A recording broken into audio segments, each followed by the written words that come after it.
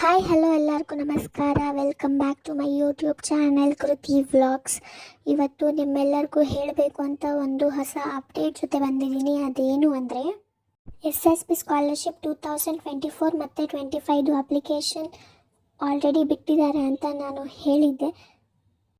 But ಇವಾಗ application submit ಮಾಡೋದಕ್ಕೂ ಮುಂಚೆ ನಿಮಗೆ ಆಧಾರ್ KYCನ ಮಾಡಿರಬೇಕು.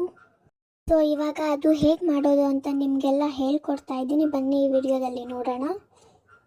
ಸೊ ಫಸ್ಟು ನೀವು ಅಲ್ಲಿ KYC ಅಂತ ಕಾಣಿಸ್ತಿದೆಯಲ್ಲ, ಅದ್ರ ಮೇಲೆ ಕ್ಲಿಕ್ ಮಾಡಿದ್ರೆ ಈ ಥರ ಪೇಜ್ ಓಪನ್ ಆಗುತ್ತೆ. ನಾನು ಆಲ್ರೆಡಿ ನಿನ್ನೆ ತಾನೇ ಆಧಾರ್ KYCನ ಮಾಡಿದ್ದೀನಿ. ನಾನು ಮಾಡಿನೇ ನಿಮಗೆಲ್ಲ ಹೇಳೋದು. ಸೊ ನೆಕ್ಸ್ಟ್ ಇವಾಗ ನಿಮಗೆ ಚೆಕ್ NPCI ಅಂತ ಇದೆ, ಇಲ್ಲಿ ಹೋಗಿ ನೀವು ಚೆಕ್ ಮಾಡಿದ್ರೆ ನಿಮ್ಮದು Aadhaar number, bank name, status ಎಲ್ಲ ಕಾಣಿಸುತ್ತೆ. Thank you for watching guys, bye.